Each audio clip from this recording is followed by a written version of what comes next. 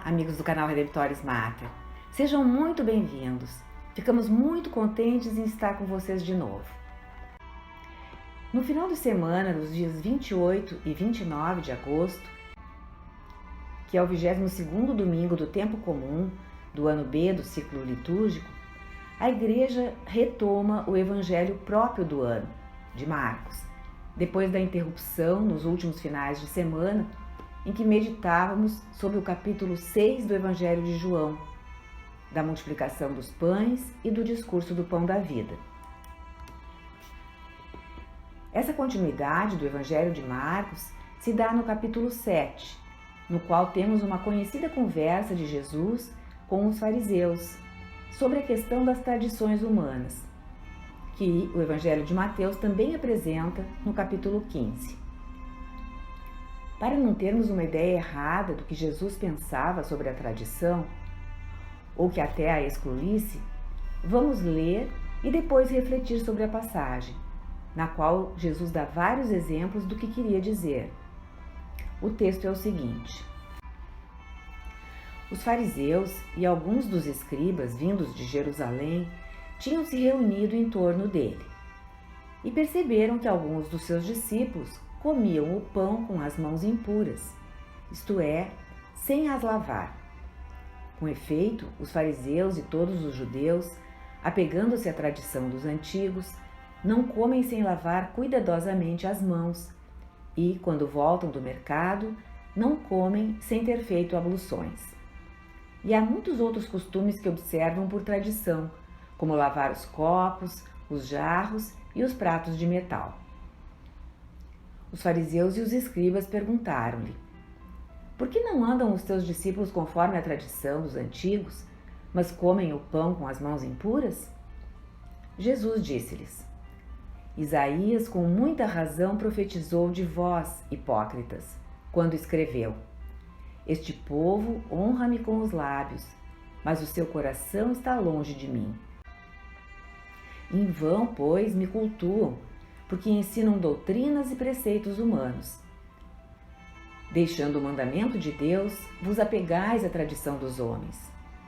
E Jesus acrescentou: na realidade, invalidais o mandamento de Deus para estabelecer a vossa tradição. Pois Moisés disse: honra teu pai e tua mãe. E todo aquele que amaldiçoar pai ou mãe seja morto.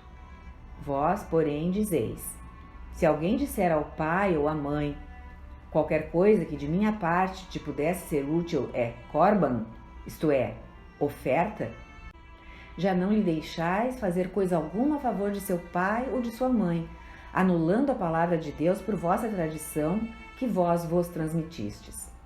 E fazeis ainda muitas coisas semelhantes. Tendo chamado de novo a multidão, dizia-lhes: ouvi-me todos e entendei. Nada há fora do homem que, entrando nele, o possa manchar.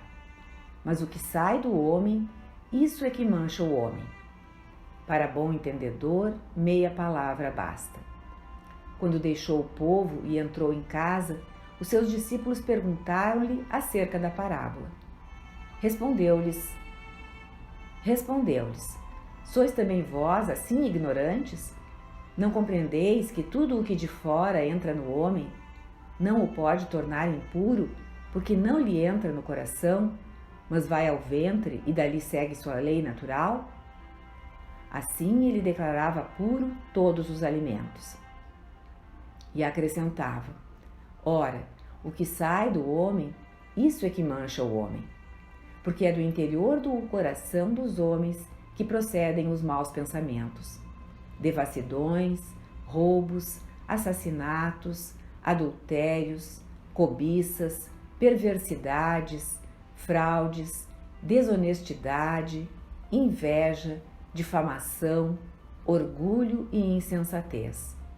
Todos esses vícios procedem de dentro e tornam impuro o homem. A história que Marcos narra começa com um conflito sobre o fato de que os discípulos de Jesus não estavam lavando as mãos antes das refeições. Não era uma questão de higiene.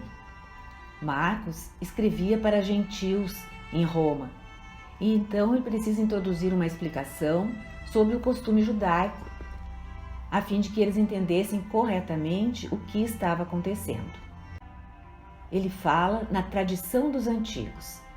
A palavra grega empregada para a tradição é paradoses e significa literalmente algo que é transmitido. Portanto, está se tratando de uma tradição dos anciãos fariseus, aquela seita dentro do judaísmo que tinha por uma de suas metas viver a sua vida do dia a dia de acordo com a santidade que era exigida no templo. No Antigo Testamento existem leis sobre lavagens ou abluções rituais que era necessário seguir para entrar no templo para adorar a Deus. Muitas delas estão descritas no livro dos Números, onde até se fala de uma espécie de banho para entrar no templo, chamado mikvah, a fim de celebrar a Páscoa ou outras festas ou de oferecer sacrifícios. Era um mergulho para se purificar. Os fariseus, contudo, não faziam isso somente para entrar na presença de Deus no templo, querendo trazer a santidade do templo para a sua vida cotidiana, de modo que, inclusive antes de comer, lavavam as mãos num ritual de purificação, que não consta em qualquer lugar da Bíblia. Era parte da tradição dos anciãos fariseus, o movimento mais popular, mais seguido pelos judeus no primeiro século antes de Cristo. Marcos, então, está contando que, embora a maioria dos judeus seguisse a prática do farisaísmo de fazer esse ritual de lavar as mãos, os discípulos de Jesus não seguiam esse costume. Diante da pergunta dos fariseus sobre esse comportamento, Jesus cita o profeta Isaías. Diz que Isaías profetizava sobre eles mesmos, ao falar das pessoas que honram a Deus com os lábios, mas não com o coração. Essa adoração não tem valor. Eles ensinam coisas que são apenas preceitos humanos. E Jesus, nesse momento, chama os seus interlocutores de hipócritas. Estabelece o contraste entre a doutrina que vem de Deus e as regras feitas pelos homens, que se originaram em autoridade humana e não na divina. E Jesus deixa bem claro: vocês abandonam os mandamentos de Deus e se apegam às tradições dos homens. Tradições que minam, corroem a palavra de Deus. E dá o exemplo do Corban, uma palavra aramaica que significa dedicado a Deus, separado para Deus. Jesus os lembra de que alguns fariseus declaravam certas propriedades e bens seus como dedicados a Deus, consagrados ao templo, para não precisarem usá-las para socorrer até os próprios pais idosos. Ao falar nos mandamentos, Jesus está lembrando que os 10 mandamentos dados por Deus por meio de Moisés mandaram honrar pai e mãe. Mas havia judeus que não o faziam, utilizando como subterfúgio declarar seus bens dedicados ao templo, Corban. E assim agiam também em relação a muitos outros aspectos. Portanto, o que Jesus faz aqui nessa parte do diálogo não é condenar toda e qualquer tradição humana, mas sim aquelas tradições que contradizem ou reduzem a palavra de Deus. A seguir, Jesus continua, dizendo que nada há fora do homem que possa manchá-lo. Somente o que vem de dentro pode fazer isso. Ele faz uma aplicação relativa a uma outra tradição judaica a respeito de alimentos impuros, também chamados kosher. Procura ensinar seus ouvintes que não é o tipo de comida que se come com ou sem lavar as mãos que mancha a pessoa. Estas coisas dizem respeito apenas ao campo temporal, mas o que pode tornar impuro é o que vem do coração. Marcos ainda anota que Jesus estava declarando puros todos os alimentos. Essa questão viria a surgir na igreja primitiva, em que cristãos oriundos do judaísmo continuavam a seguir certas leis certos costumes e queriam que todos os cristãos fossem obrigados a fazê-lo. No livro dos Atos dos Apóstolos, capítulo 10, há uma passagem que descreve como Pedro e a igreja entenderam tudo isso. Pedro tem uma visão na qual Deus o manda comer quadrúpedes, répteis, etc. Pedro se nega. Nunca comera coisa alguma profana e impura, diz ele. Deus então lhe responde: o que Deus purificou, não chames tu de impuro. Assim se revela que todos os alimentos são puros. Então Pedro vai a Cornélio, um centurião romano que mandara chamá-lo, gentil, portanto, compreende que todas as pessoas também foram purificadas, justificadas pela paixão, morte e ressurreição de Cristo. Aceita Cornélio como cristão, batizando-o com sua família. A salvação, de fato, é para todos os povos. Com a passagem do Evangelho de hoje, vê-se que Jesus já plantara a semente para essa compreensão que Pedro teve. Mais adiante, Jesus afirma que é do coração do homem que vêm muitas coisas ruins, e cita algumas. Ele mostra a primazia em gravidade da impureza moral sobre a física, ou sobre rituais de culto como as abluções que os fariseus faziam. Muito mais graves são as impurezas morais. Quebrar os mandamentos de Deus, guardando os humanos, torna a pessoa hipócrita, como Jesus chama aqueles que o interrogavam. Não adianta praticar gestos externos de piedade e falhar no que é essencial, na obediência aos mandamentos de Deus. Vejamos agora a lista de atitudes que Jesus condena como realmente capazes de tornar a pessoa impura. A lista que apresentamos acima é a da tradução da Bíblia da Ave Maria. Há outras traduções com pequenas diferenças, mas com o mesmo conteúdo dos vícios que envolvem o coração humano e que Jesus chama de maus pensamentos, como que a englobar todo o resto. A palavra grega empregada por Marcos para maus pensamentos é dialogismos, e não significa aqueles pensamentos involuntários que passam pela mente de modo incontrolável, rapidamente, que todos os homens têm, porque é assim que o cérebro humano trabalha. Trata-se de maquinações deliberadas, planos e projetos maus concebidos pela pessoa no seu coração. Então Jesus fala em devassidão, em grego porneia, palavra da qual deriva pornografia, por exemplo, e se refere a qualquer tipo de imoralidade sexual, de falta de castidade. A partir do contexto judaico do primeiro século, entende-se que Jesus tinha como imoral qualquer comportamento sexual fora da aliança matrimonial, com o mesmo sexo ou não, sozinhos ou não. Esse vício se liga ao sexto mandamento: não pecar contra a castidade. Outro mau pensamento é o roubo, relacionado ao sétimo mandamento: não furtar.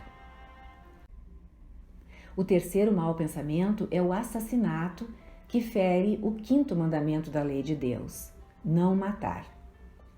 O quarto é o adultério, também relacionado com o sexto mandamento.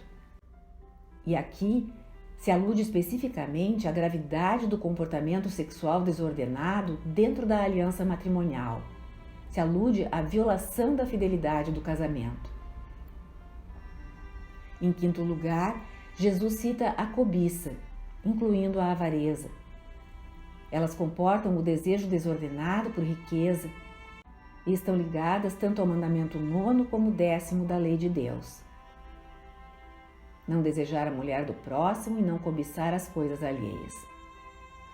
Em sexto lugar está o engano ou fraude, com falso testemunho, ferindo o 8º mandamento. Em sétimo lugar, vem a desonestidade ou licenciosidade, que em grego significavam ações gravemente pervertidas, depravadas, também ligadas ao sexto mandamento. Em oitavo lugar está a inveja, o desejo de possuir algo que é de outrem, com a prática de atos para tirar isso do dono, chegando até ao assassinato e qualquer outro comportamento mau. Uma transgressão que reúne o ferimento dos mandamentos 9º e 10º a outros, dependendo dos meios usados para apossar-se do que é do outro. Em 9º lugar está a difamação, em grego blasfêmia, uma palavra com múltiplos significados. Pode ser a blasfêmia contra Deus, tomando seu nome em vão, por exemplo, uma transgressão ao 2º mandamento. Pode ser também falar mal, atribuir um escândalo, caluniar outra pessoa. E inclui ainda o orgulho ou uma superarrogância, ou seja, um amor próprio desordenado. Finalmente, Jesus condena a loucura ou insensatez. Aqui se trata da loucura de ser imprudente, como se vê da palavra grega empregada, afrosiné. Os salmos falam, por exemplo, de uma loucura de afirmar que não existe Deus. Trata-se de a pessoa não usar a razão, agir contra a razão, fazendo coisas imprudentes, insensatas, que acabam ferindo a si e a outros. Um exemplo atual poderia ser o de digitar no celular enquanto se está dirigindo, pondo-se em risco a própria vida e a de terceiros. Ou dirigir embriagado ou drogado, quando se fazem coisas irracionais. A imprudência dessa natureza para Jesus é um mal que vem do interior do coração e mancha a pessoa humana. E Jesus diz que essas coisas todas não são apenas indesejáveis, mas que são um mal. São coisas que vêm do nosso interior com o assentimento da nossa vontade. Estas importam, e não lavar ou não as mãos antes das refeições. Ele quer colocar a lei de Deus no coração humano, onde as decisões pelo mal acontecem. Um coração pleno da lei de Deus não vai optar por esses males. Já a primeira leitura da Santa Missa deste final de semana é do livro do Deuteronômio, capítulo 4. Moisés se dirige aos israelitas da segunda geração do êxodo do Egito. Eles estão nas planícies de Moabe. Isso acontece antes de Moisés morrer e de o povo entrar na terra prometida. E o discurso de Moisés é como que a sua última vontade, o seu testamento. O centro desta fala de Moisés, à luz do Evangelho de Marcos, mostra que a Igreja quer ressaltar na fala de Moisés o seguinte: não ajuntareis nada a tudo que vos prescrevo, nem tirareis nada daí, mas guardareis os mandamentos do Senhor vosso Deus, exatamente como vos prescrevi. Ou seja, não se deve nem se pode adicionar preceitos à lei de Deus, como essas tradições dos fariseus mencionadas por Marcos, que acabam contrariando os mandamentos. Em resumo, é fundamental que compreendamos o que Jesus quer e aprova. A tradição que remete ao próprio Deus, e não a dos homens. É o caso da tradição apostólica, que vem do próprio Jesus, sob a luz do Espírito Santo, e deve ser guardada. A razão pela qual Cristo institui uma igreja com líderes como os apóstolos é para que as autoridades vivas, isto é, os apóstolos e seus sucessores, possam discernir pela ação do Espírito Santo quais elementos da sagrada tradição são permanentes e vinculantes e quais aspectos da vida cristã são apenas costumes, tradições com T minúsculo, suscetíveis de modificação. O Catecismo da Igreja Católica, no parágrafo 83, explica: a tradição, e escreve com T maiúsculo, da qual aqui falamos, é a que vem dos apóstolos e transmite o que estes receberam do ensinamento e do exemplo de Jesus, e o que receberam através do Espírito Santo. Com efeito, a primeira geração de cristãos ainda não dispunha de um Novo Testamento escrito, e o próprio Novo Testamento atesta o processo da tradição viva. Isso quer dizer que foram tornados cânones aqueles livros que se formaram através da prática do que os apóstolos faziam ao lado daquilo que Jesus mesmo pronunciara. E os apóstolos o faziam a partir daquilo que Jesus ensinara e do seu exemplo. E o catecismo continua. Dessa tradição é preciso distinguir as tradições, entre aspas, disciplinares, litúrgicas, teológicas ou devocionais, surgidas ao longo do tempo nas igrejas locais. Constituem elas formas particulares, sob as quais a grande tradição recebe expressões adaptadas aos diversos lugares e às diversas épocas. É à luz da grande tradição que essas tradições podem ser mantidas, modificadas ou mesmo abandonadas, sob a guia do magistério da Igreja. O magistério, confiado aos bispos em comunhão com o sucessor de Pedro, o bispo de Roma, refere-se justamente à autoridade dos apóstolos, que a receberam do próprio Cristo e a transmitiram aos seus sucessores. Uma autoridade viva e que discerne o que é permanente e imutável e o que pode ser alterado. Então, o patrimônio sagrado da fé, que em teologia chamamos depositum fidei, ou depósito da fé, contido tanto na Sagrada Tradição como na Sagrada Escritura, foi confiado pelos apóstolos à totalidade da Igreja de todos os tempos.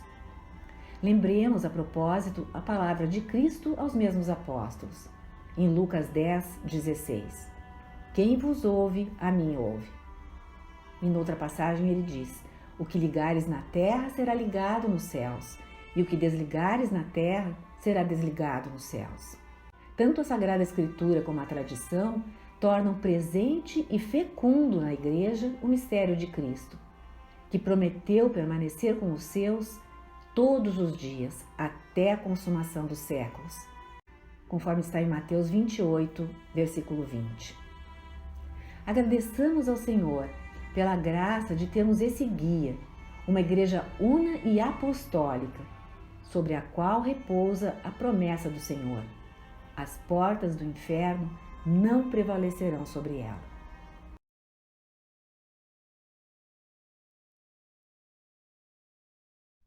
E essa graça da bênção de sobre a sua vida, sua família. Em nome do Pai, do Filho e do Espírito Santo. Amém. Obrigada por ter acompanhado essa postagem. Se você gostou, clique seu like, inscreva-se no canal e acione o sininho para ser notificado de outras publicações.